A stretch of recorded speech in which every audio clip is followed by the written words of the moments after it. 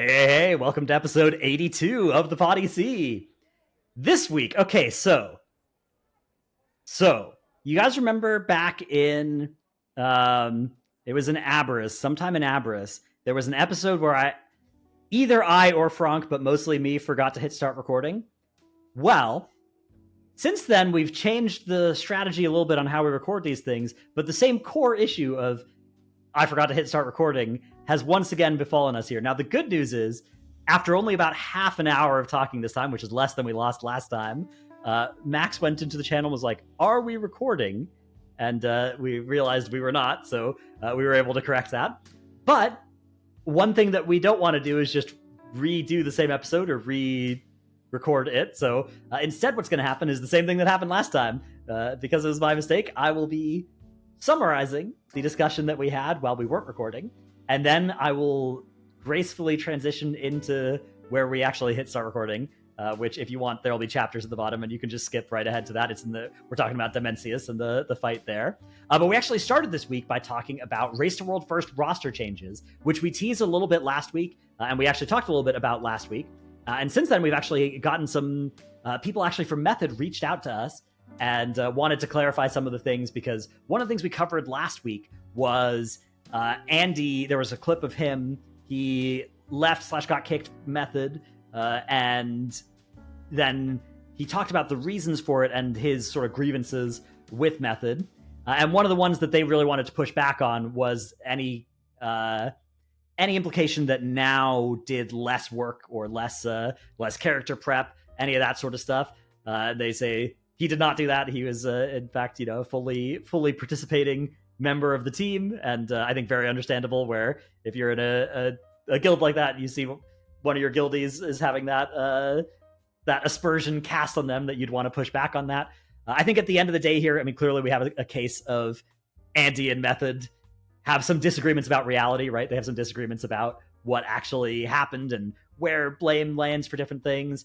There's some of I think Andy's criticisms Method agree to, that their read on the healer comp was bad this tier, and that led to there being extra pressure on Andy's characters and more work for him to do. And then that may or may not have been involved in the other issues, the other grievances that the two parties have at each other. But the one thing that a lot of people at Method definitely want to make clear is that they don't think that now is doing less or anything, even though Andy may have had extra responsibility thrown upon him last year. It was not from that. They say, at the end of the day, you're going to have to take whatever either side's saying and figure out for yourself which one or how much of both stories you want to agree with more. But as we are not in or associated with Method or really know Andy super well or anything like that, all our information is just going to come from Twitch clips and then DMs from people. So we don't have our own take to put in on this, really. We just have I think it was worth kind of correcting, though, because we really only did say Andy's side last time, because I'd only seen the clip and I hadn't seen any of what Method had said about it, because they hadn't really said too much about it publicly last time. So yeah, that's one thing that was part of the Race to World First roster changes. Since then, there have been other ones announced as well. Method have picked up a new tank, of course, as you do need two of those typically. They picked up Mike from Leggett, one of the top European guilds, so he's going to be their second tank. Method also picked up Zotzi from Echo, and Sho, who had previously been in Echo, and before that he'd been BDG. This tier actually was in my guild, but now he's going over to Method. Echo also have made some pickups on the roster. So they picked up recently, they announced a pickup of Karash, who I believe is a warrior, at least the picture they have of, maybe it's a hunter or something. I don't know. It's hard to tell what class. Let's see. Yeah, it doesn't say in their tweet. So they picked up Karash, and then they also picked up, so this was actually announced when we were recording our last episode, but they picked up FTM, who was a Method officer / healer, and then before that had been a BDG player. And then they also picked up Heleni, who is a ranged DPS. She was also, I think, in Method. And then Skane, who I think also maybe came from Method. So I think they maybe yoinked 3 Method players, including an officer and 2 healers. So Pretty important roster moves there. And Max brought up that this sort of is an interesting spot where going into Manaforge Omega, almost all of the movement between Echo and Method was in one direction, and it was from Echo to Method.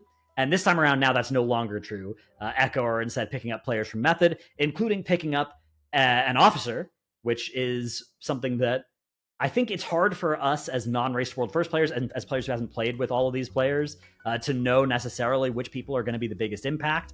Oftentimes, we've talked about this on the PoddyC a bunch before, but oftentimes as viewers, we sort of think like, oh, this person's a big streamer, this person, I hear about in all these other contexts or whatever, therefore they must be a big blaster, they must be the most important person to join some of these lineups. And then sometimes it's actually not the case, right? It's like, oh, this person was just getting demoted out of this guild, and they're going to this guild instead. And Max sort of made this point of like, if you actually knew how many of these different roster pickups were somebody getting demoted out of a guild versus somebody who like the guild really didn't want to lose, but was losing anyways, that would maybe change your impression of things. And I think one way of potentially seeing that is if somebody's an officer, I think that can be a really big indication of like, okay, this person is really important, really core, really good, versus somebody who, if they're getting demoted, if they're on the bench and they're leaving for that reason, that can be a lot less of a big pickup for one of these Raced World First guilds. So either way, those are the shifts between Echo and Method. We also had a Liquid pickup as well. They picked up Wall Life from Echo, which is DPS warrior / DK. So those are the Raced World First roster rumble changes. I don't know if we'll have any more going into next tier, but usually these changes tend to be clustered around right after a tier, and then not a whole lot will change in the next 5 to 6 months, however many, until the next tier comes out. Okay, then after that, we moved on to starting to talk about Dimensius, and Dorki killed the boss. So we all gave him big congratulations on killing the boss. And he brought up that it was really not a part of this fight that was really not fun for him was the damage stops, the amount of damage stops that are involved on this boss fight, which weren't a thing for Liquid, and they were a thing for my guild, but not nearly as much as they are going to continue to be for guilds reaching this boss in the future, where basically because of the way Dimensius works, it's very, very valuable to stop damage. It's a little bit of value at the end of phase 1 to stop damage. It's a lot of value to make sure that you don't push Artosian or Pargoth early, so that you then, if you push Artosian early, you're not going to have your 90 seconds on pull for Pargoth. And even if your 90 seconds are delayed by a little bit on Pargoth, then you're not going to have them for the damage amp in P3. And if you push Pargoth early, you also then don't get your 90 seconds or your 3 minutes at the start of P3. So all of that is like horrible if that happens. You're going to, like, the damage burn on Dimensius is so valuable in P3. And Max sort of made the point that, like, okay, maybe you can just kill the boss even missing out on some damage in P3 if you have enough. Like, once you're reaching the point where you're thinking about stopping damage for 20 seconds in P2, maybe you could just push and be like, okay, we're just going to not worry about dealing with these extra mechanics, and then we're going to be able to kill the boss, even though we have less P3 damage because we still have more total damage. But I think either way, it's definitely an unfortunate thing that is developing with Dimensius into farm, and into not even just farm, but later guilds progressing this boss. Is that wasn't a thing at all about the world first version of this fight, was that there wasn't a heavy incentive to stop damage. At most you'd be stopping damage for like a second on your best damage push on Artosian or whatever. But nowadays, any guild reaching this, once you have the damage to, like, if you were doing good damage with the extra gear with the 6% buff, if you're doing enough damage to, kill Salhadar to push P1 Dimensius, then you have enough damage that damage stops are likely to be something that you need to really start thinking about once you then optimize it more. And I do think that's a problem. Dorki had a solution that I thought was actually pretty good, which was put cooldown reduction. If, like, Xalatath gave you cooldown reduction when you have that buff that lets you fly, that would actually go a long way. And also, I guess, when she rescues you going into P3, if that buff also just gave you, like, your cooldowns recover 100% faster, that would go a long way, because right now, the problem is you basically have to be pressing these, you have to press your 90 seconds, or your 2 minutes in particular. If you're pressing a 2 minute, actually, I think it is just a 90 second. If you're pressing a 90 second on Pargoth, you have to press it first global on the Pargoth platform, or else it's over. You're not gonna get it on the burn on Dimensius. But if instead there was some cooldown reduction that you got during the flights and during the rescue into P3, that would get alleviated, and the big incentive to stop damage would also get alleviated. Now, there maybe would be an issue with then you'd be instead of stopping for your 90 seconds, now you'd be stopping for your 2 minutes. So maybe they would need to be careful with how much they give you to avoid that being true. But I do think that would actually be a really nice change to this boss. Would be to just make the Xalatath, lets you fly buff, and the Xalatath is rescuing you going into P3 buff, give you your cooldowns recover 50% faster, 30% faster, whatever number makes it so that these damage stops are no longer incentivized. I think that would actually be a really cool way to attack this. So that's one suggestion we had there.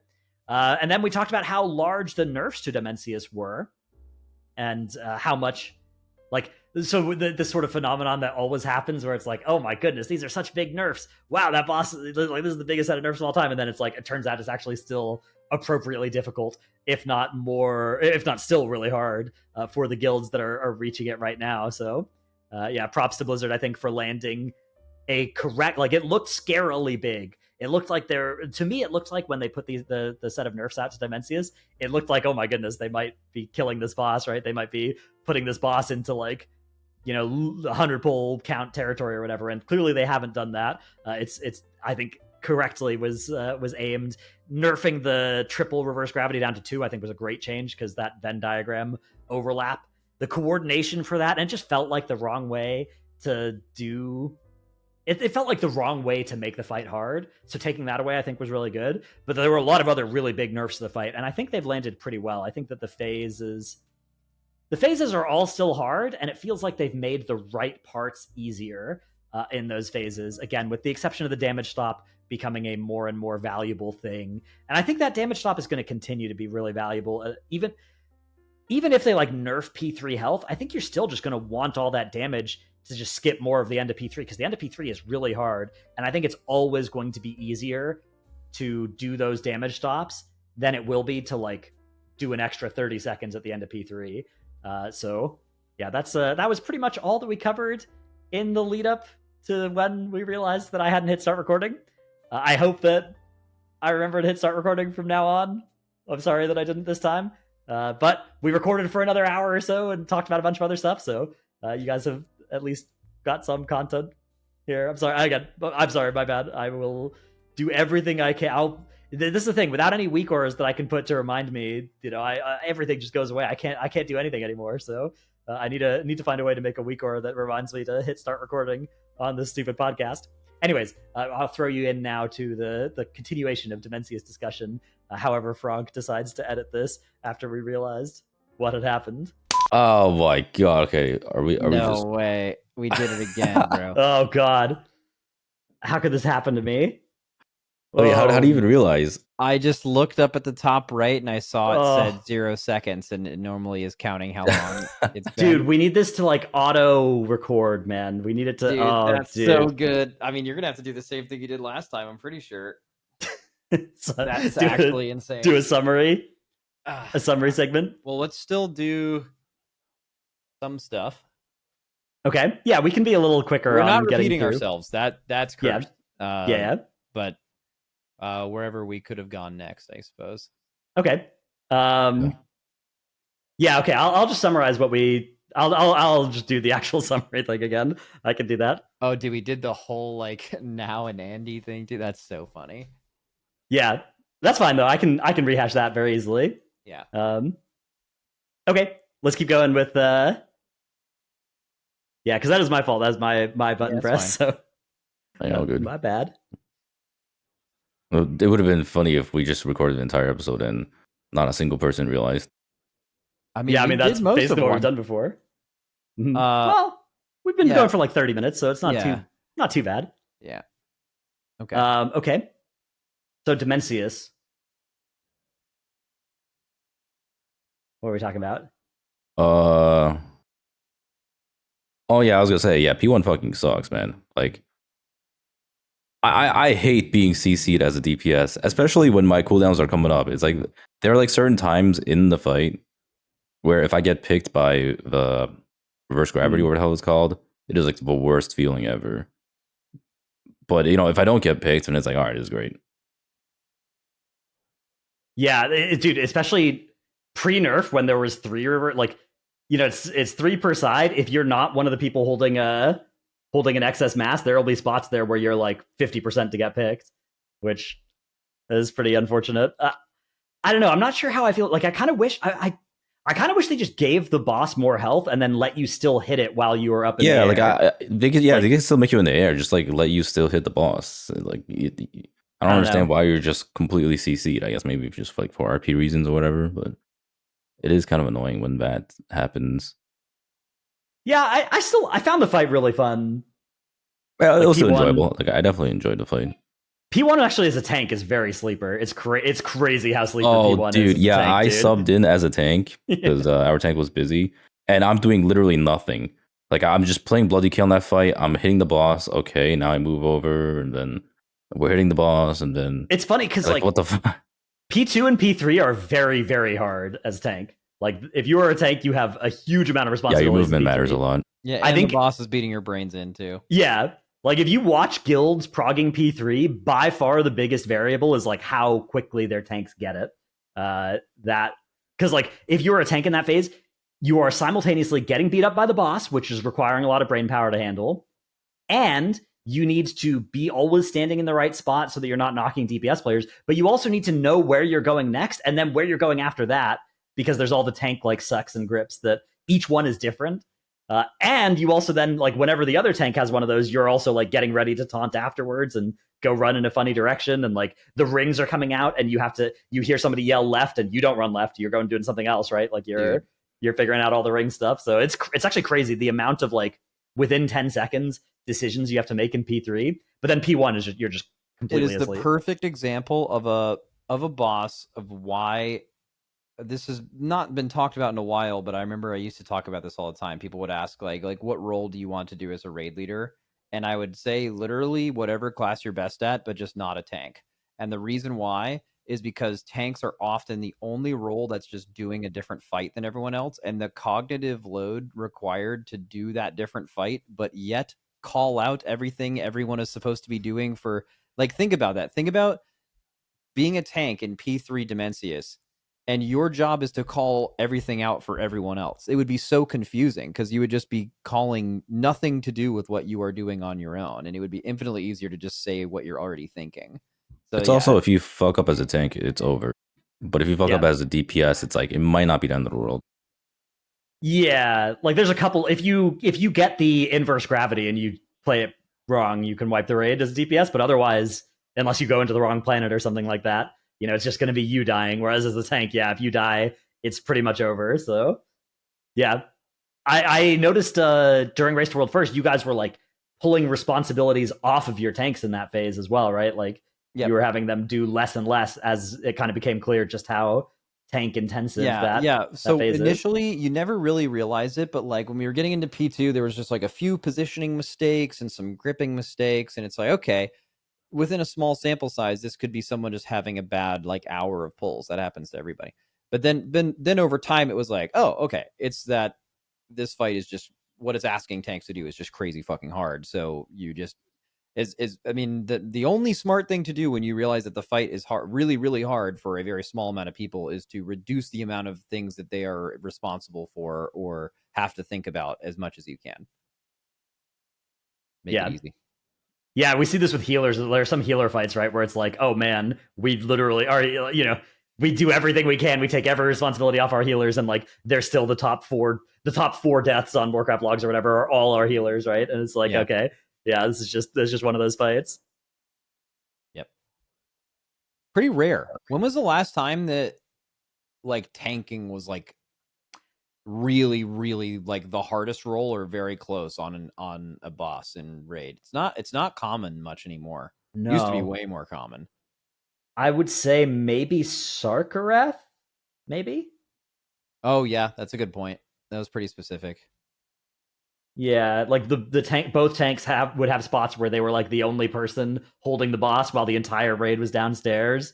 Then you had to live there and like move the boss to the right spot. So Yeah, I think other than that is, and I guess maybe I don't want to say Jailer. Jailer just hit really hard, but it wasn't like that hard otherwise for tanks. Yeah, I think Fyrak if you had your tanks doing the seed, but I mean that's just like that's just like anyone doing the seed. It's not necessarily a tank specific thing. Yeah, I mean you had your tanks doing the seed because they had the easiest everything else, right?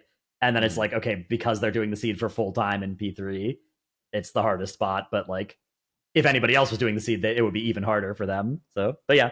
I guess that counts. Okay, what else do we want to cover? Wait, by the way, guys, peep this shit. Holy fuck! What is this? Oh, look who's on their leaderboard. Is this? Oh, eye level. Yeah. Wow, Dorki, one of the top eye level in the world right now. 4th place on the Raider.io eye level leaderboards. 720.94. That's crazy. I could be wrong, but I'm pretty sure the number 1 person is the person we carried this week. Really? Bro, I don't even know if that's let me double check. I don't even know if that's possible, but it did say Dimensius and Nexus King killed the day ago. Yeah, I mean, that's the infusion. That was the guy that was dead on every boss last week. Shit. Did he fucking this guy a fucking beast? Did he one-shot best eye level in the world from 1 boost? What the? Yo, this guy's just like buying every single one of his gear. Bro, this game is so pay to win. Dude, I'm trying to see if our buyers on this. I don't think they are. That is, this guy is literally like almost full geared. Yeah, but like, there could be a scenario where you go through a raid and get, you either buy a boost run, or you could be in your guild and know that you'll get everything that drops that you could possibly use, and you still wouldn't end up being. I'm pretty sure this person high rolled higher than anyone's ever high rolled. That's fucking crazy. I mean, they must have also like gotten all their gilded for the season, and also gotten. Did they save up every so single far. crest or something? Maybe. Yeah, that's a hack, by the way. So what I did this week was, I got the gilded achievement, right? And they actually changed how the gilded achievement works. Before it was you needed 5 out of 6 on every single one of your slots, but now you just need 420 item level, or not 420, 720 item level.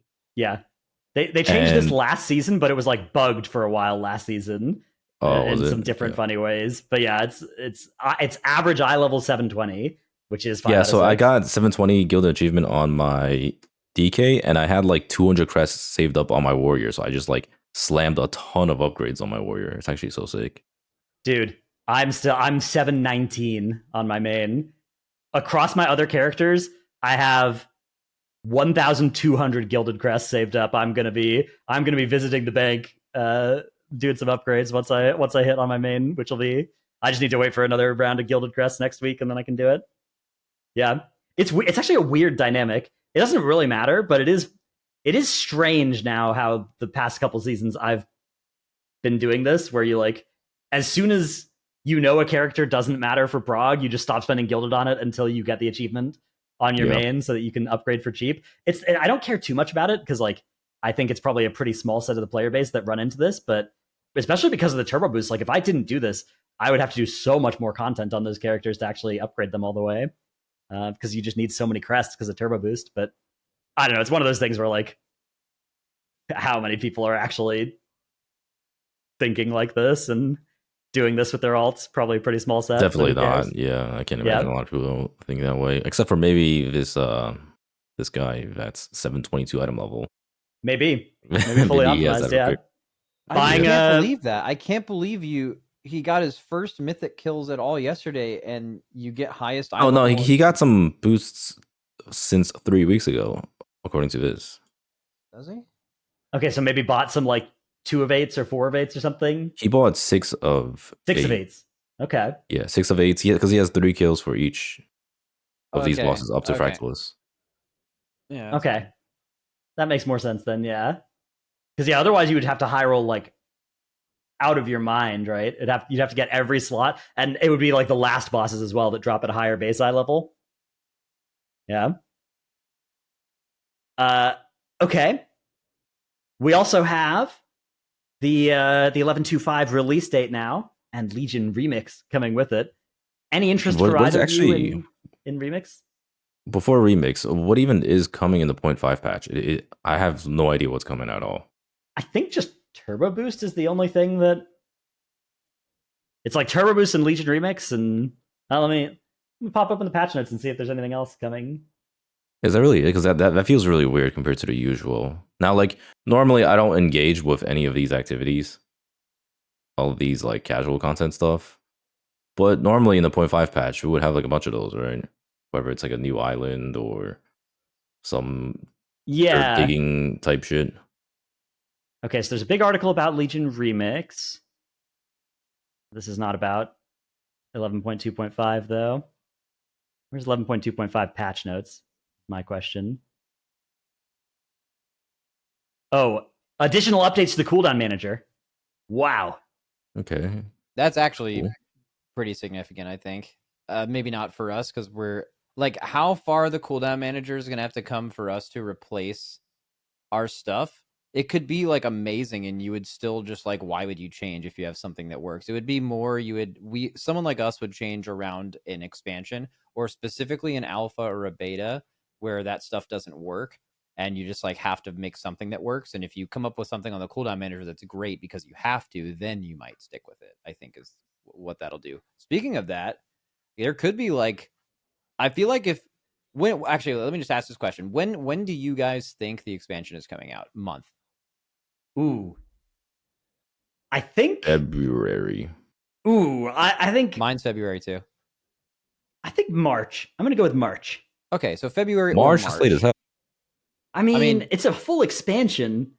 Like, if they hit February, that means they hit the expansion 6 months after the patch, which I think they are aiming for 6 months between patches, right? But like between patch to expansion, I just have a feeling it's gonna be later than that. I don't know. I feel like they're not gonna hit that fast. You might be right. I'm not arguing with you. It could be March. I'm just saying, if it is February or March, isn't alpha like super soon?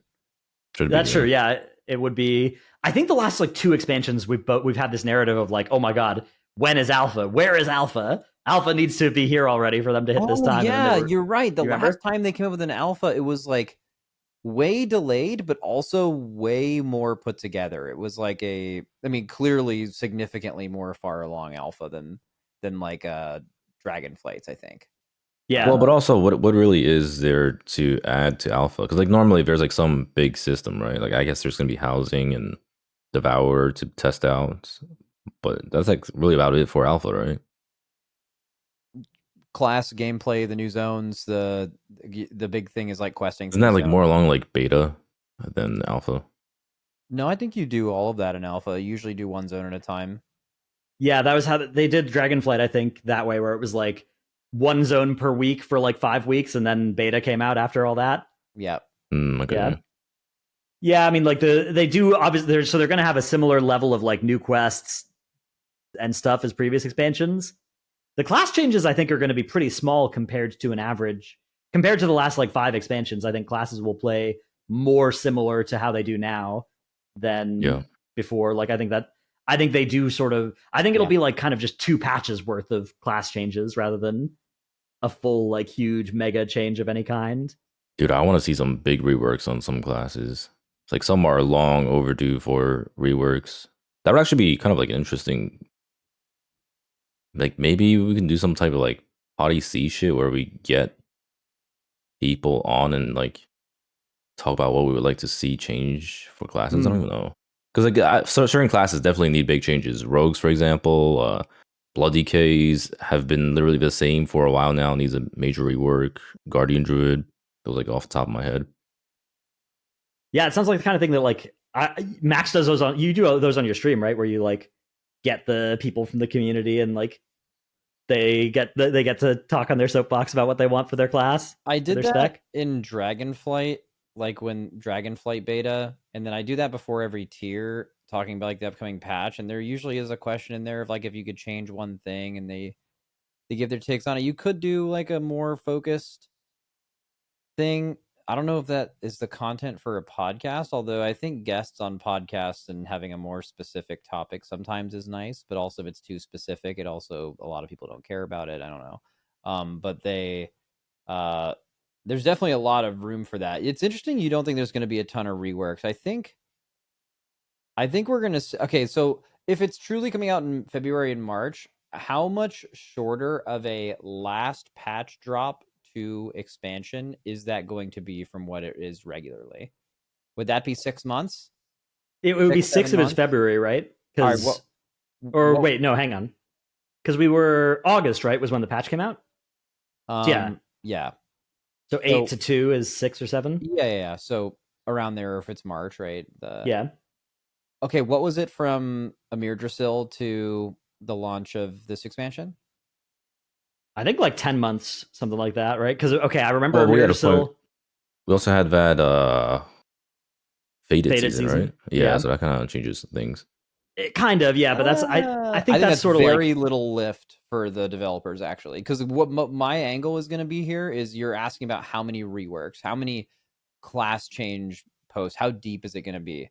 I mean, if it's going to be, I mean, I don't know if it's as simple as this, but class developers having 4 less months, so having 6 months instead of 10, I think you would reasonably expect there to be significantly less of that, right? It's like almost half the time. Yeah. I think there's definitely. So I think it was 10 months from Mir to Sil. I think it was longer from Shadowlands, maybe, because Jailer was February, and then Vault of the Incarnates was Christmas. So Jailer, I mean, I also want to say, so it was also 10. Okay, there's less for them to work on. Like, there definitely is less going from Orphan to Midnight, right? Because like all we're really getting is Apex talents. I don't know what else they're really adding. Yeah, I mean, right. So yeah, you're actually going into Dragonflight. It was like the fucking talent trees. That was crazy. Yeah. And then after that it's the hero. Adding talents, hero talents was a huge thing as well, right? Deal, like also huge. And then now it's like they're just putting like a little cherry on top of both of them. Yeah. So that's you would assume significantly less work. Like, so maybe they could still hit the same total number of like reworks and class, tweaks and stuff. 4 months is a crazy amount of time. Well, but also they haven't been doing a whole lot this patch, which leads me to believe that they've moved a lot of their workforce over to Midnight. Because look at this patch. Found, what do you say?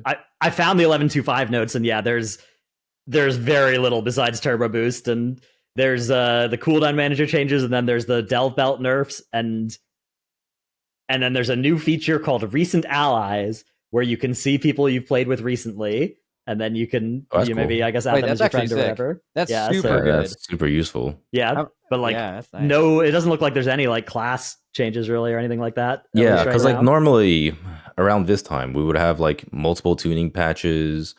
There'd probably be like some small casual content stuff in between, and there would usually be like some class reworks, like maybe just like this random spec gets reworked or some random talent tree gets like some changes, but there really isn't much going on this patch, and that leads me to believe that they've kind of stopped working on this expansion and they're working on the next one. I think they do often like stop the reworks at this point in the expansion because they just put them all into the next. Like, I think that is pretty. How many reworks were there in like Awakened season or Faded season times for classes and specs? Like pretty much nothing, right? I guess in those seasons they did have to do the stuff of like adding all the set bonuses for Awakened and like doing the set bonus vote, but I kind of agree with Max that like they basically choose stuff that takes 0 or close to 0 dev time for Awakened or Faded season. So I don't think that being absent from here really means that there's any like the remix extra. Matters. Yeah, the remix I think is something, but again, like with stuff like remix and obviously housing is a big deal, but I think those are all separate, different people's jobs, teams, right? Than the people. Yeah, exactly. Like because there are some people that can presumably be tasked to multiple things, right? Like there's some stuff that could be happening that if it's happening, less class stuff will happen, but I don't think housing or even necessarily remix is kind of in that space. The most famous example of that is Skarzard being a rewards designer, but literally helping on one tier set one time, like multiple years ago, and still people are like, yeah, he does tier sets. Yeah, there's definitely, I think that's another thing, is there's like our knowledge from the outside of like which people and how many of them are responsible for all these different things is also always like that Diablo bad. trailer. Oh yeah. Dude, new D4 season next week. Yeah, I'm in. Dude, Borderlands was so awesome, by the way. I don't know if you guys played that game. I haven't. No, I saw that there was like performance issues. Yeah, The game's good, though? it has hilariously high. I couldn't even stream it. I haven't streamed in a week because I was gonna stream my Borderlands 4 playthrough, and it was just unstreamable for me. Wow. It was, you couldn't do it. And you have like a $70 zillion PC, yeah, right? Like, yeah. It was. I mean, yeah. I could have 2 PC streamed, which I have set up, but I haven't used in a while because it's a hassle. But like, I mean, the fact that I couldn't stream it is just insane. So, but yeah, I mean, if you have a computer that can run the game, it's an awesome, really, really fun game. Really well made. But yeah, That's It's a cool. looter shooter, right? Yeah. yeah. Think ARPG, but you're shooting. It's the bit. They have I just don't know why the graphics, like Borderlands itself, the whole bit, what it looks like is something that works without really high graphic settings. Like I had the game on low the whole time and it looked fantastic because it's not super realistic graphics. It's like I don't even know how to describe the art style. It's cell shaded is the technical term. It's like The Simpsons or anything like that, right? Where it's got like the black outline around sort of a cartoony full color thing. Yeah. And that's like super easy to get away with not having crazy requirements. And then they decided to have crazy requirements, which is a shame that like all of the negative reviews for that game are based on that and not the fact that the game actually slaps. Yeah. Yeah, it's one of those things where like it's crazy that they found a way for the graphics to be the hard part about a Borderlands game. Yeah, it's insane. And they nailed like all the gunplay and stuff like that. I have to check that out. I've been playing Path of Exile 2. I played quite a bit of this League of Path of Exile 2. I got pretty into that. Me too. What are you playing? Yeah.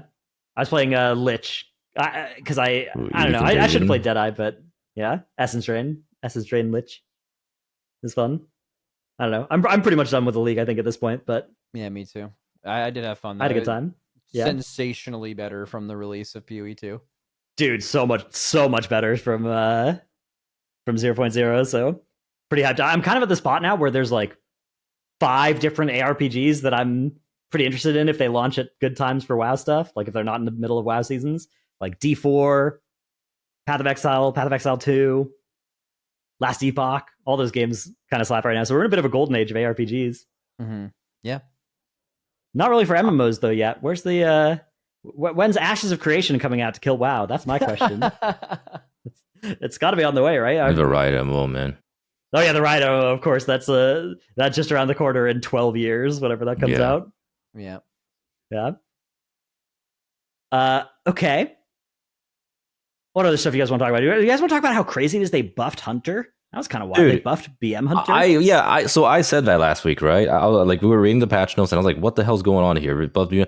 And then I look at the comments, and I'm looking at people who are chatting in my chat. They're like, "What are you talking about? Hunter needs buffs. You don't know what you're talking about with Hunters." And people are so clueless. Like it is insane that they think Hunters needed a buff or like is still bad. Like that class is so ridiculously broken right now. I cannot believe it. Is it a Mythic Plus thing? Yeah. Mostly, yeah. Like it's already. Mostly, I think Hunter's going to be just in the top comps this season. I think MM and BM both look good. Of them that is okay crazy to me. Yeah. No raid buff class. That means they're actually so ahead too. They're just doing significantly more damage to the point where like you bring in regardless of what they offer. Yeah, I mean it is absolutely crazy though when you think about like because Hunter's Mark is very close to nothing in M+, right? Like you press it on bosses, but like it's very, very close to a non-raid buff there. And you compare that to stuff like Sky Fury or whatever, and it's like, wow, this class has to be like 10% better to be good, and it is. It's one of those crazy situations where like a class is already overperforming, and somehow Blizzard decides to randomly buff them because of Warcraft logs or what it might be. Dude, and like, even right now, they're fine. Yeah, like right now they are insane. Like, hold on, let me just take a look at statistics right now. You mean talking MM or BM? At BM. Yeah, like BM went from what was it, bottom 4 or some shit, and now it's like top 4 in a lot of fights. I think like largely on Nexus King by a lot. Yeah, like a lot of people just don't realize that a lot of the lower performing specs on Warcraft logs are performing poorly because good players aren't playing them. Like Frost Mage is another great example of this. Now I know all Frost Mages are gonna jump on me for saying this, but Frost Mage is actually not bad. It's just the good players are not playing Frost Mage. You only find morons playing Frost Mage. Actually, maybe that's a little bit too far. But I was wondering why they were going to get mad until you called them. I found out. And I found out. No, but like realistically though, like if you think about like all the good mages, right? Like Fired Up, Billy, and all these guys, like they're probably playing Arcane and like maybe Fire on some fights, but like they're not going to be playing Frost Mage. So obviously, it's going to look a lot worse than what it is. Dude, do you want to hear the most depraved tech for non-arcane mages that the mage in my guild is exploiting right now? So you know the Void Core trinket that like triggers more if you're at low mana? Mages have a spell that's off GCD that's not in their spell book that consumes mana. You can make a portal to nowhere, like it's like /cast portal, open parentheses, close parentheses, and you can just spam this to get your mana down low enough for Void Core to give you more value. And if you're playing something other than Arcane, you could do this. Oh, that's a classic. So if any Blizzard developers are listening, please fix this. I've had enough of hearing about this for the rest of my life. Please remove the ability to /cast portal. So strange. Yeah. I don't even know. But it makes Void Core do more damage. How do you even find that out? Don't know, Dude, man. I want to say Mage. I think Mage is the only class community that could have found that out, by the way. Like, they just have some. There's been a couple of these types of incidents. Really? Where you can cast a spell that isn't in your spell book to deplete.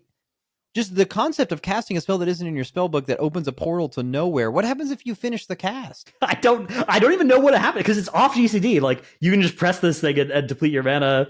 It's basically just a button that says spend 10% of your mana or whatever. You just press it's not a button. It's yeah, bro. That's fucking crazy. That's so weird.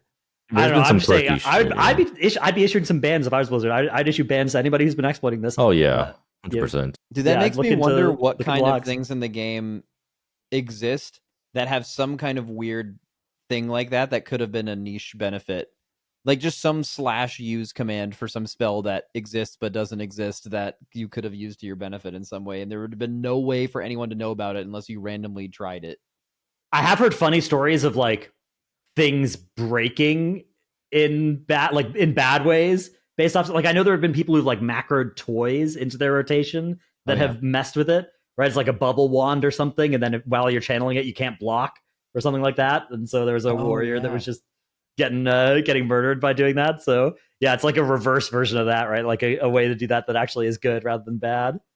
But Dorky's right. Anytime you see a class that is not good at the time or just has other specs in that class that are better, if you go look at Warcraft logs and you see the amount of parses there, it's going to be way less. But regardless of the less amount of parses, which matters, right? If you have 10,000 parses of this one class versus 10, the average percentile, like a good performance, is going to be a lot higher in the ones that has a lot more sample size. But yeah, the good players, turns out being good at this game in PvE is really, really fucking hard. And the really good players want to do really good damage. They're not going to play a spec that does less damage. So if you had those really good players playing that other thing, the percentile and everything else would raise. So yeah. I remember Ion talking about this too. Like I remember there was like some conference he was at where he talked about class balancing, and this was like back in like RAF or some shit, where Unholy DK was like the better spec, and so they buffed Frost DK. And so the better players played Frost DK, and Unholy DK's performance went down despite not nerfing Unholy DK.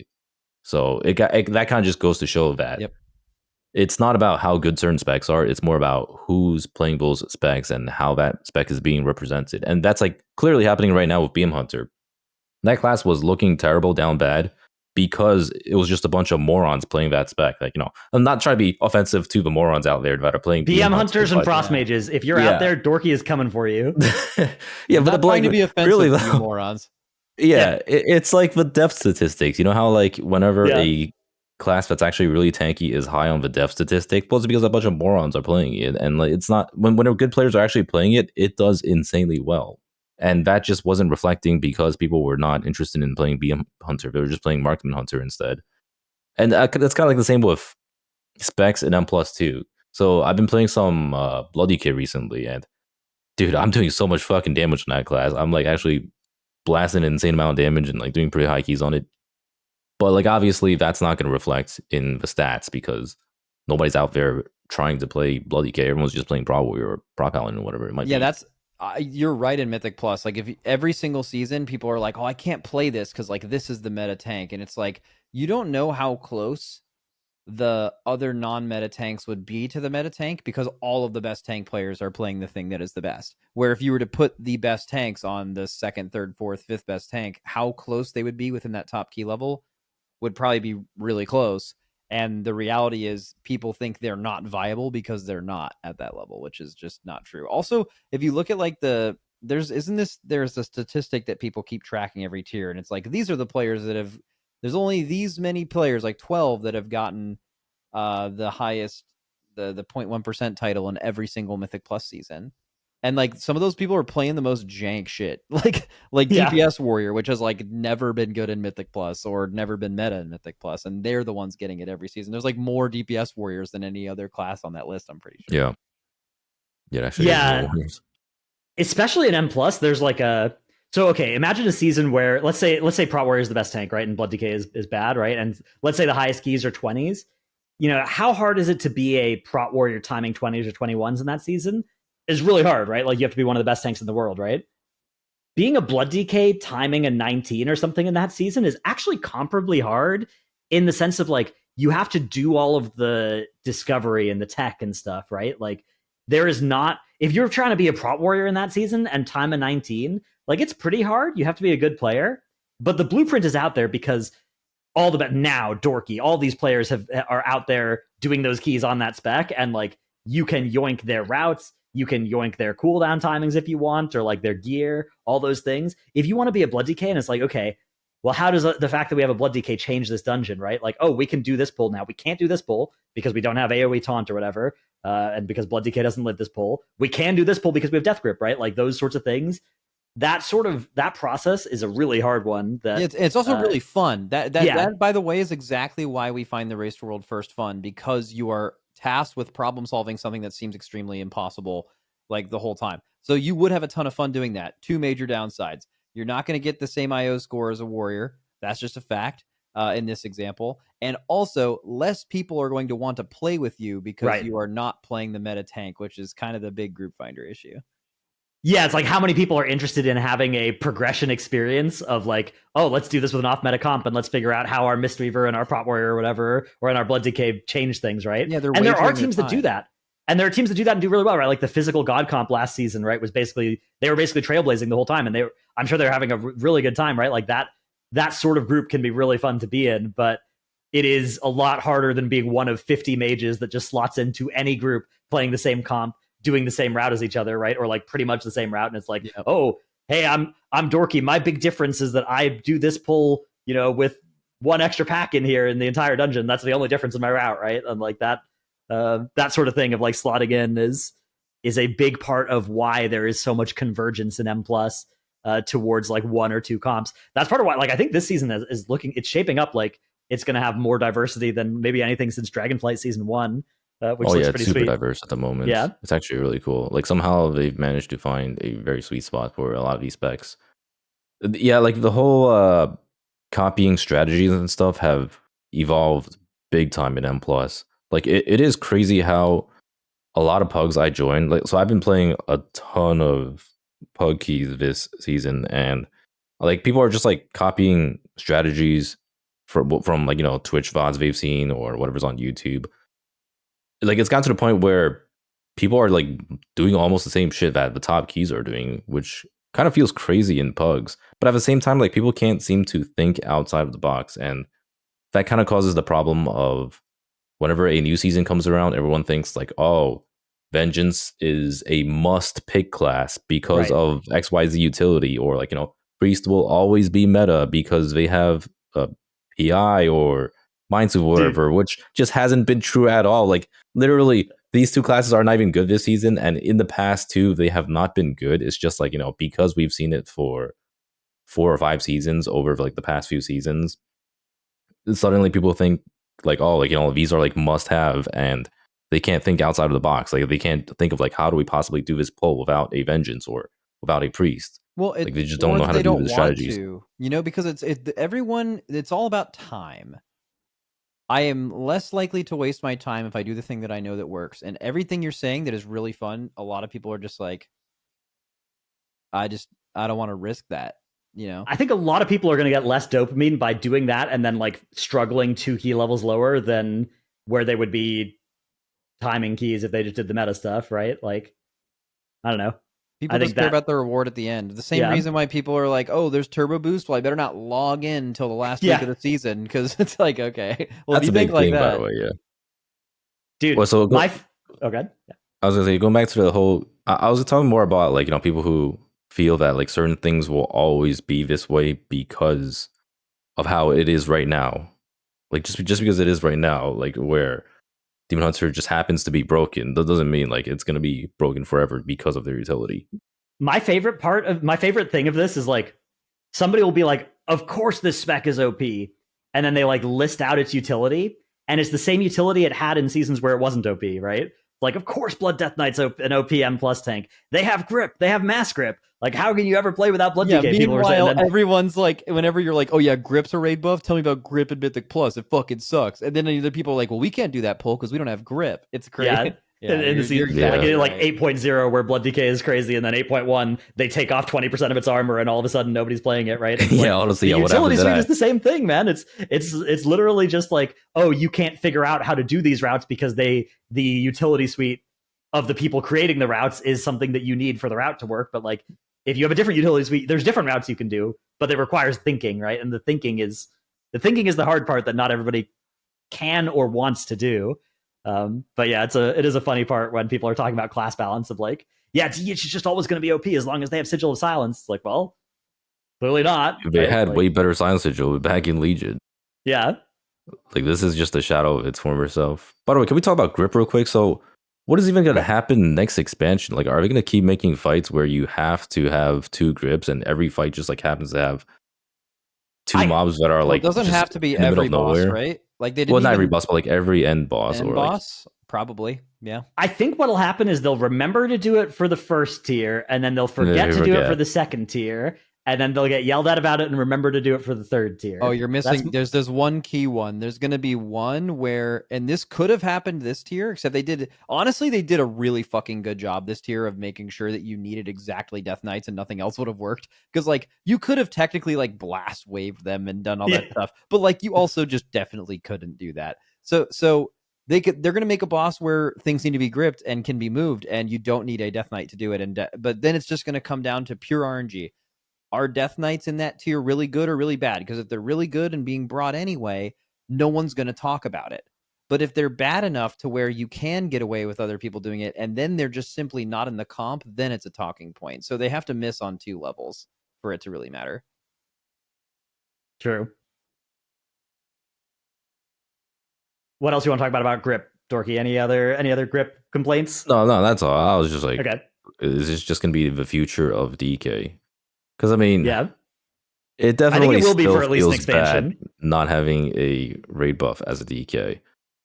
Like, the only reason why it doesn't feel so bad right now is because DK is just OPSL, and like if they just made the class not OP, then it's just gonna be another dogshit class for M+ at least. I mean, they got away with this for a really long time. Like, people have been preaching the like grip isn't a raid buff from the sidelines for like kind of a while. Yeah, but like as the movement reached its biggest point, they made the biggest grip is actually a raid buff tier. Yeah, so I think they've successfully defused it. But why did the movement get its biggest point? It's because DKs were bad. Right. Like, so I guess if it happens again, it would come back. Yeah, it's like if DKs are ever just like not tuned well, but that's kind of the bit, right? That's why they want a real raid buff, because even if they're not tuned well, you're going to bring one of them to the raid, where right now it's just purely based on tuning, or you get to a boss. Like we brought a DK in for like a couple bosses in our reclear because we thought we could get away with maybe just gripping with 1 blood DK. We assumed there might have been 4, but there might have just been 2. You don't know, right? So, because like it's kind of weird to expect like, oh, Blizzard said there's going to be a DK raid buff, but them requiring 2 is something they haven't done in a very long time, and they did it with Warlocks and DKs in this tier, where you actually needed 2 of 2 different classes, which is, again, that has not happened in a very long time. So I don't know. Like I still think, I mean, until they give them a raid buff, we're going to run into this problem into the future. Yes. How far into the future? I don't know. I think also second just tier next expansion. M+ is so raid buff driven right now. Like, we talk about DKs not having a raid buff. Warlocks don't have a raid buff too, and that class has been dog shit in M+ for like almost the entirety of M Plus outside of Legion and that one time in Shadowlands. So like it's crazy that some specs are just so fucked because of raid buffs. Mm-hmm. Yeah, there's just like there's that tier of like M plus specs and classes that you see once every 6 patches when they have generationally good tuning, and then there's like mages that you see 4 out of every 6 or 5 out of every 6 patches or 6 out of every 6 patches because like they're just always good and they have a good raid buff. Yeah, dude, and warlocks have also every now and then there's like a gateway that's like super fucking crazy in a dungeon too. It like lets you skip a pack you otherwise couldn't skip, and even then, it's just that it doesn't apply to every dungeon, and people don't play a comp for a single dungeon. They play a comp to run all of them. Yeah. Although sometimes then you see them get busted out in like the MDI or TGP. Which, by the way, Dorki, you playing MDI this season? Oh yeah, dude, MDI, holy moly. Dude, they finally announced MDI. It was crazy. They finally announced it, and I'm not playing. At least, nothing right now. Like, okay, I have no interest in playing it unless I have like a really serious team, or if it's just like completely fucking around for fun. Like I'm not gonna do any of that in between bullshit anymore. It's just not worth it. But this is looking like a really long MDI. I don't know if you saw it, DRATNOS. Long? Yeah. So let me see. What does that even mean? It's gonna like the season's gonna run for really long. The MDI. Gonna be doing. Yeah, so it's like actually I don't know if it's here or not. Okay, yeah, so like time trials starts at the beginning of October 1st. Then group stages don't start until 3 weeks after. And then global finals doesn't start until the end of November. So it's like almost an entire 2 months. From the start of time trials to the end of it, it's like almost 2 months. Like 2 months, yeah. Yeah. Yeah, I think that's like a week or two longer than it usually is, but it's not like there's like extra weekends or anything like that, right? It's just like there's another week between time trials and the first cup or whatever than there usually is. Yeah, and there's an extra week between cups and globals, I believe. One thing I'm kind of excited about for Mythic Plus, I don't know if it's been announced yet, so I don't want to spoil their shit, but I believe there's a Liquid team. Yeah, I think there's a team of people in Liquid that are playing, and they're all bangers, and they're very like passionate about it. And that's for the first time I think probably ever. So that yeah, there's been like the like Liquid teams, and it's like 2 Liquid writers that don't really care, and then like some people that aren't in Liquid that are their friends or whatever, and then like that team goes out in 8th or whatever, and everybody's like disappointed. But there's like an actual like full on Liquid team. All 5 players are like insanely fucking good. So that'll be kind of fun. I don't know what your expectation is for stuff like that, because like as much as I know that like they would be as good skill wise as any team, they just also haven't played together before in a dungeon. I mean, it's basically Perplexed with 2 new players, but those guys have also been like long time MDI players, so I'm sure they're going to be doing extremely well.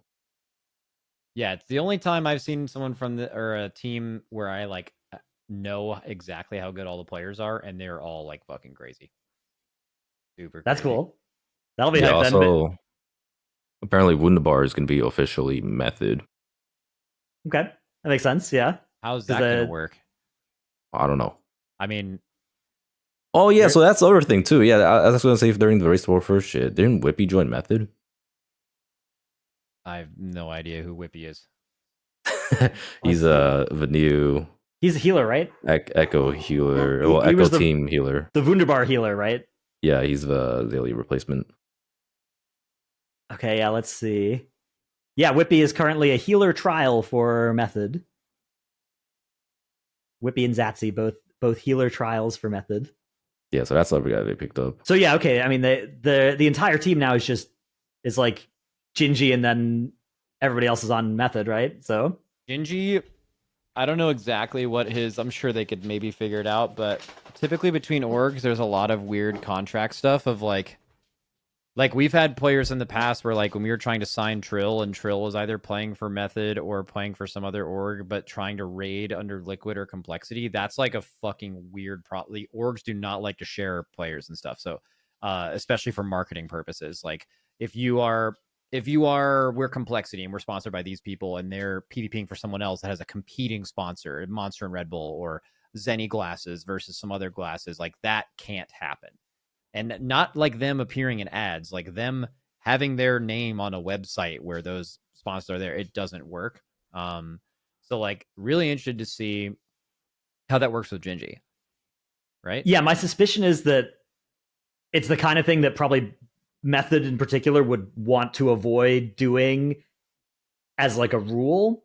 But I bet if, it's like, this is like the winningest MDI team of history, right? And maybe Echo as well, yeah. No, I don't think Method cares. If Gingy wants to play under Method, that's good for Method. I think it's Echo actually that would not want Gingy to be associated with Method in any way, the name. So I guess then it's probably a case of like whichever org, maybe one, maybe both, would have like some amount of a headache over it or not want to do it.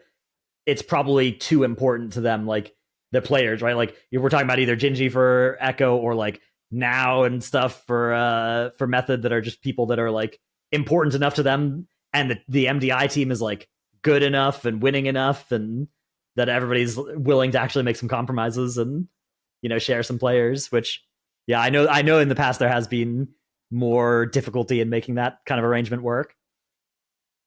But that's cool, yeah. We'll have is it?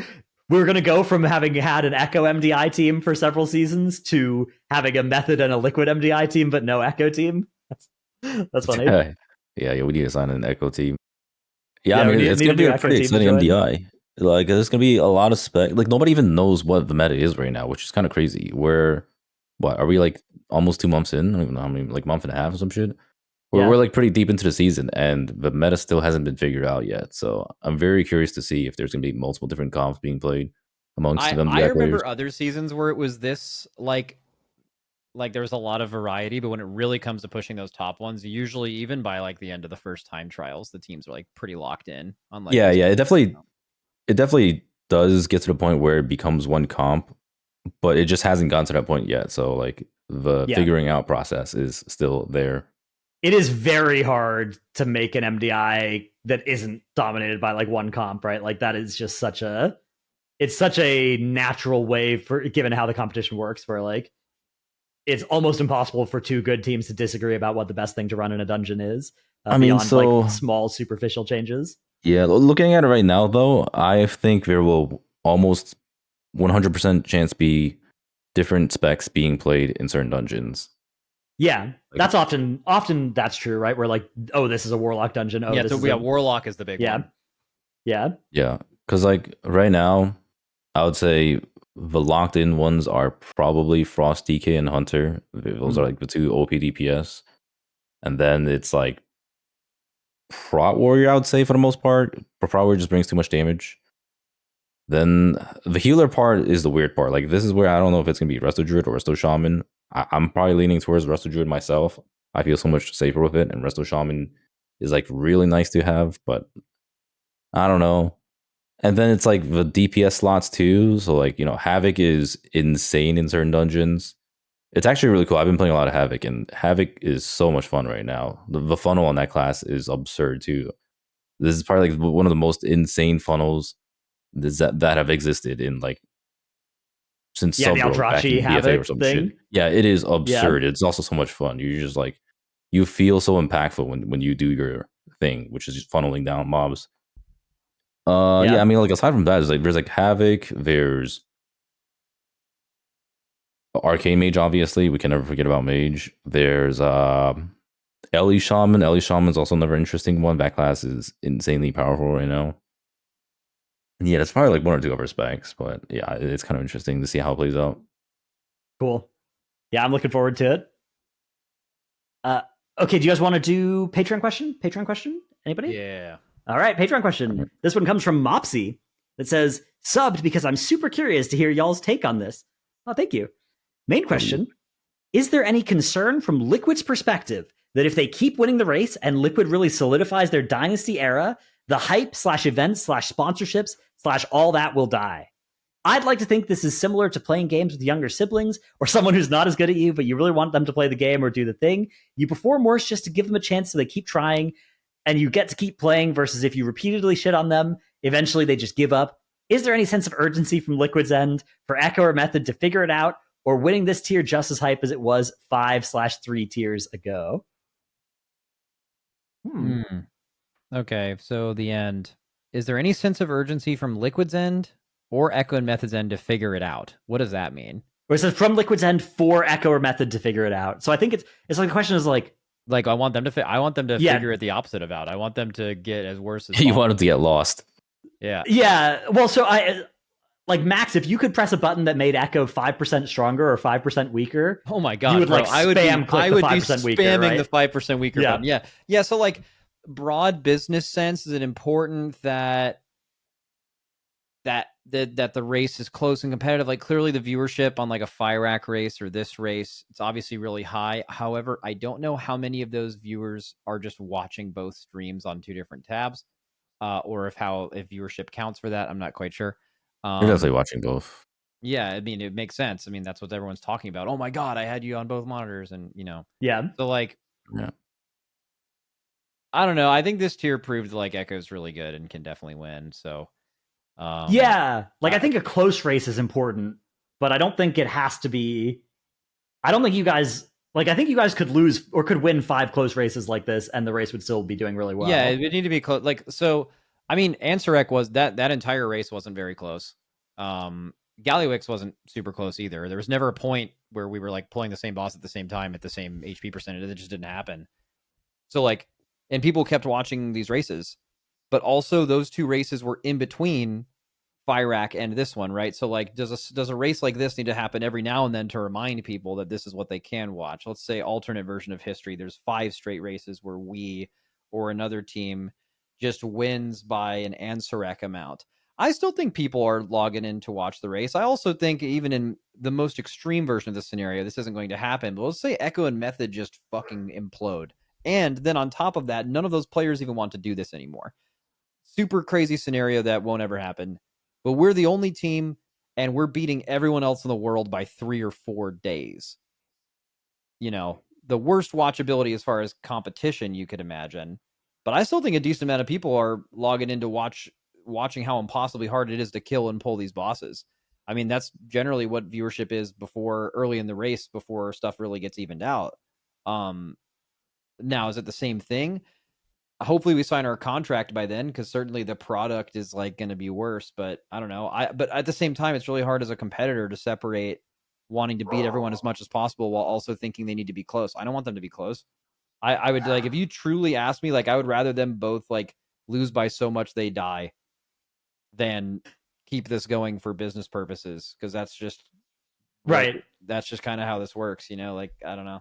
It's like your answer is probably different from like what a Liquid business person, right, like would answer, right? Like a Liquid business person would probably be like, no, we don't want to win by a lot. We want to win by a little, right? We want to win close races. I don't want to ever feel like I ever felt again on that day. I want to win, and I want to not feel like I'm going to die during it.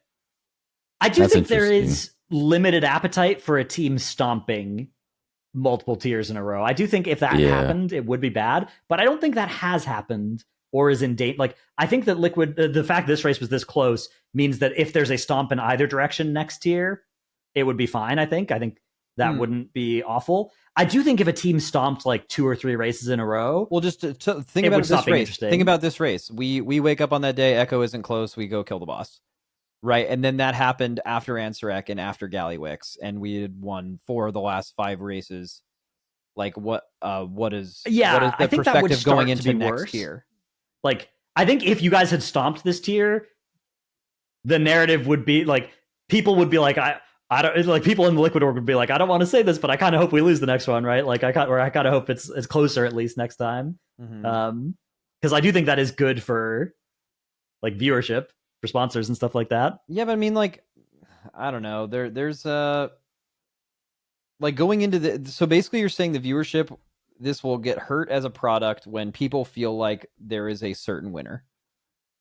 Okay, Yeah, but going like- into this tier, we had like, I know people keep saying this was on my tweet. The only reason I tweeted the like, who do you think is going to win the race, is because I saw it in another Discord that is not affiliated with Liquid in any way. It was just like a community Discord, and it was like Echo 10%, Method 10%, and then us was 80. That's insane with a lot of votes, right? I'm not saying that's what everyone thought, but clearly the vibe before the tier was like Liquid's probably going to win again. There's a power struggle between these two teams and like all that shit, right? So like it can't get much worse than that as far as what people were actually expecting to watch going into a tier as far as competitiveness is concerned. And then obviously it turned out differently than that. But like what? So now that this has been close, would we have to win for the next 2 years for this to really be a concern again? Because people will know what they can watch on something like Dimensius? I don't know. I think if it's you guys, good. I think the way I see it is, so a lot of the viewers will still watch the race, or not just to watch the raid, right? Because like a lot of the viewers that tune in to Race the World First aren't necessarily there to watch the race, but there to watch top level players completing the raid, right? Yeah. And that's like the people who are voting on a lot of these. But I do think there are a lot of people who literally just tune in to watch NA versus EU, kind of like the same way they would tune into watching like League of Legends Worlds Finals, or I mean, just like look at it whenever it's getting to the most hype moment of the Race War First, right? It's like when the teams are about to kill the last bosses. I'm sure there are probably tens of thousands of people who literally tune in that don't really give a shit about WoW and are literally just there to watch the whole NA versus EU breakdown. Yeah, I would also think you kind of pointed out something there. I don't know if on purpose or not, but you said people who are watching the raid to watch the best people progress and people who are watching the race. And I do think those are two different things. And I think a lot of people, especially early in the race, that are watching us kill the first 7 bosses are probably just watching us progress. And same thing with Echo. I think people are just watching their favorite teams. They're used to the casters. They know what to expect. But because there really isn't a race until like the end, because of people waking up at different times and starting at different times, and just the sheer amount of hours a day we're pulling at the same time in the splits. Yeah, like that is all. You're watching your favorite team progress the raid, but you're not really watching the race until the end. Like I would describe what happened on the last day as like the race in the truest sense of the word. But like, yeah, I do think that the expectation that might be or will be at the end is something that if that goes away, there would be fewer people tuning into the start as well. You're basically saying, I think the finale of this TV show is going to be awesome, so I'm going to watch the whole season. Right. I mean, I think there are definitely people. There are people that you would never lose as long as you're streaming the first guild to clear the raid. There are people you will never lose, but there are also people you will lose. I think if there stops being a race and it starts being a like I said, I think it's a NA versus EU guys who tune in. I do think that helps as well. Yeah, a bunch of tourists basically, which is like a large.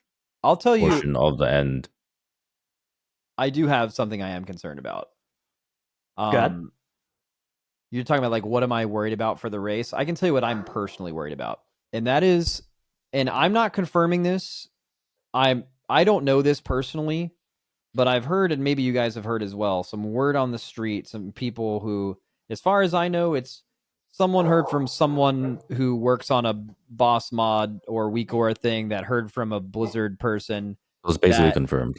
That the add-on stuff is getting nuked in like the expansion, like not that is years. Hype. Yeah. So holy. So I don't know by how much or what. Maybe it's just the stuff that they're immediately introducing, which is a lot in the expansion. 1 second, I can't think because of the bugs. All right, I'm back. So the thing that I'm scared about is with them potentially nuking add-on functionality. I don't want to get to the point in the race where people are trying to find a way around having this stuff still. Right? Like, it's against the terms of service to exploit anything, but people exploited rep until they punished us. And then some other guilds did it, and then they punished them again. Now, they haven't had any rep to exploit in a while, but I bet if they introduce that shit, the chances that any of the top guilds exploit rep, it would be so fucking stupid, because they have set a precedent that they will ban you for this, and it's getting worse every time, and this time they're going to ban you in progression. Okay. There's no precedent set for doing things outside of the game. I'll give an example. Let's say they brick the note add-on. You guys all use liquid reminders, method reminders, something like that? Yeah. Okay. What's stopping? Let's say they make that unable to work in WoW. You can no longer do that anymore, as used to everyone is for it. Okay. Someone develops an app that has a boss timeline outside of World of Warcraft, and all it does is just have information that is publicly available when bosses cast things at certain time. Blizzard will even be giving you these timers themselves with their own version of DBM or whatever. And then you press OK on that. You put all your notes you want. It makes it into an unlisted YouTube video that you hit on your pull timer, and then now you have things in your ear on the fight that WoW does not allow you to do from outside. How can they ban that? You're listening to a YouTube video. That they can't put in the terms of service that it's not okay to watch YouTube while playing WoW. A lot of people who are listening to this podcast right now are probably listening to a YouTube video playing WoW, right? They can't do that. So what I don't want to do, and what I'm really afraid of for the future of the race, is having to constantly think about what our opponents will potentially do to get around not having weak auras. Obviously, a big elephant in the room is there has been shady third-party shit that has happened in recent WoW history on bosses that was found out, and Blizzard didn't do anything. So there is no precedent for you are not allowed to do this. In fact, the only time it's been done, they chose the action of doing nothing.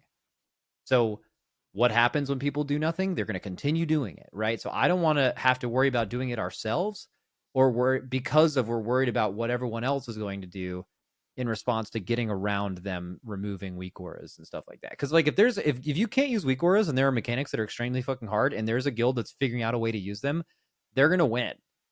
You know what I mean? Like that's I'm really hoping I'm overthinking all of this and it's gonna be a complete non-issue, but I kind of feel like it's not gonna be.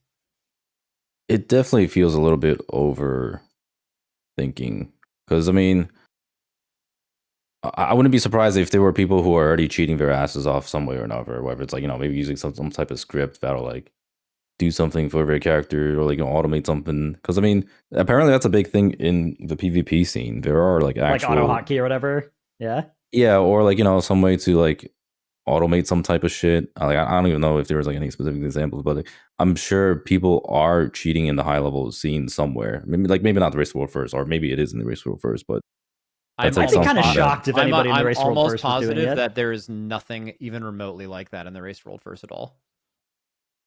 Yeah, especially like given that it's fully streamed and everything. Like the people that are running kickbots in PvP or whatever, I think are generally not streaming it for good reason. I mean, you can't say that for sure, because like Sneak.Lua definitely happened. Like it just simply happened. And if you asked me that after FireHack, I would be like, there's no way anyone's doing stuff like that. But then they were. So like, I would not be surprised. Maybe people are getting away with something. Cheating with something. I don't think so. I don't know what we can really do about it. And you want to know why? Because there's a decent amount of player movement in between the top guilds, and that's just the first thing you'd hear about. If someone joins your guild from another guild and they're doing some crazy shit, that's how you're gonna find out. So you need to keep it secret from your guild. Oh yeah, there would just be something that they're doing themselves. Like it wouldn't be something that they like. Announce like, hey guys, let's do this. Yeah, but if you found something that was really broken for yourself, you would give it to other people, though. Yeah, not always. That'll be the indicator, though. If you ever see a guild where they just never demote anybody, it's because they're terrified if they do, that person's going to go to another guild and just leak it all, leak their strats. Yeah, so that'll be the indication. If midnight comes around and they ban add-ons, and then all of a sudden the guild just like stops ever kicking anybody, that's it. That's what's happening. Heard it here first. Yeah, I feel like that type of stuff will worried if eventually. They pull the trigger in midnight. Like I think that'd be a bit early to do the add-on apocalypse. I'm personally hyped for it. Holy moly! Yeah, I mean, I think it'll be good if done well, but I think that it'll be very bad if done poorly. And I think doing it like less than a year after they announced it or whatever seems. I feel like there's also faster than I was thinking they could do it. There's also a lot of race war first people who just like want to play the game natty and not have all these like stuff to happen. But obviously, everybody wants to play the game. Everybody wants to do with this. Them correctly removing add-ons. Yeah, because it is really fun to just do the stuff natty. It's just knowing that it's there and knowing that it's a performance increase for anyone else to do it. You have to do it yourself. Right. I believe everyone wants to do that. It's just that you don't know what anyone else has, and you're not willing to lose by not doing it. Yeah, and then like you don't want to go and join a guild. Like how many guilds out there are like, hey, we're going to be a guild that just doesn't use weak ores and add-ons because it's more fun? Nobody, right? Even though everybody agrees that it would be more fun, you could make a guild right now and be like, hey, we're just not going to be a weak ore guild. We're going to be a guild of people who hide their raid frames, and that sort of thing does not exist, right? Like there is not a guild in the high end scene that's like, yeah, we're all good players and we've agreed to take a performance hit to play without these add-ons. Dude, some people are definitely over reliant on add-ons too. Like sometimes people, this is actually funny because like this kind of comes up in a lot of guild discussions where it's like, all right, just hard follow the liquid assignments. Like say the Dimensius first phase mechanic, by the way, like the reverse gravity, right? Right. Like some people will have the discussion of like, do you just like hard follow the assignment that tells you to go marker back or front, or do you just like kind of like understand that like if one person is already in the back, then maybe you want it to be like in the front or whatever. Because I mean, it's not hard to just somewhat YOLO it, like not full YOLO it, but like soft like you see someone like you see someone already there, right? Like you might as well just like scoot over, even though the assignment says to go back or whatever. Yeah, those sorts of things you need to have a discussion on a mechanic by mechanic basis with your guild about like whether, because you need everybody to be on the same page, right? You need everybody to agree to what you're going to do if that happens, because either answer works, right? The answer of like, okay, you always follow the weak aura versus okay, react if somebody's there early. Both of those answers are fine. What doesn't work is if two people disagree about what the right answer is, right? Then they stand on top of each other. So that's just one of those things where like you need to understand and agree as a guild which of those two answers you're going to have for that mechanic. Okay. Anything else anybody wants to cover in this delightful episode of the PoddyC? Dude, we ripped another hour after doing 30 minutes off, which I guess by the time they're hearing this, they would have heard the recap. The recap will probably be fast. I don't know. I haven't. Last time it was pretty fast compared to the full time that was lost. Yeah. You remember all the things we talked about? Yeah. I set up a quick notepad as soon as the incident happened, so it's got 5 bullet points. I wish it was recorded when I typed "Are we recording" in the channel, and I saw DRATNOS look at it and then smile and then look down to his other monitor, clearly where he has to hit that button, and then he was just like, "Oh no." Yeah. My bad. Look, okay, this happens once per expansion. That's too much. I gotta hit record. Has it happened? It's all good. How many times has this happened? This is the second time. The second total time. It's happened. Yeah. That's quite a lot for pressing a single button. 2 times more than most podcasts. Yeah. Okay. Think about it. Right. Like it's 82 pulls. Imagine if there was an 82 pull boss, and you had a player that messed up a mechanic twice. That was as simple as like click the button. Like you get a big button and you have to click it. That's what's happened here. That's pretty bad. On an 82 pull boss, that's not a lot of pulls. That's pretty bad. I'd be getting kicked, I think. All right. Well, on that note, we'll be back. We maybe have a very exciting special episode either next week or the week after or something. Ooh. So yeah, that needs to happen soon. Yeah, you have to stay subscribed. Yep. Dude, it's funny because I have people who come to my chat and they're like, you guys have been saying every week that you're gonna have some special episode or whatever coming up. Man, I mean, we're doing that's how we get you guys. It is true. Yeah, like we gotta keep you special hooked. episode. I honestly think it is going to be the best episode of PoddyC we've ever had. I genuinely believe that. Yeah, it's gonna be amazing. Make sure you guys stay tuned. That's not even including like the announcement that's like tied to it. Just purely the episode is gonna be so goated. That's right. All right, we'll see you then, or with another filler episode. I mean, another regular episode next week. Nah, it's gonna be a special episode too. Yeah, Poddyos.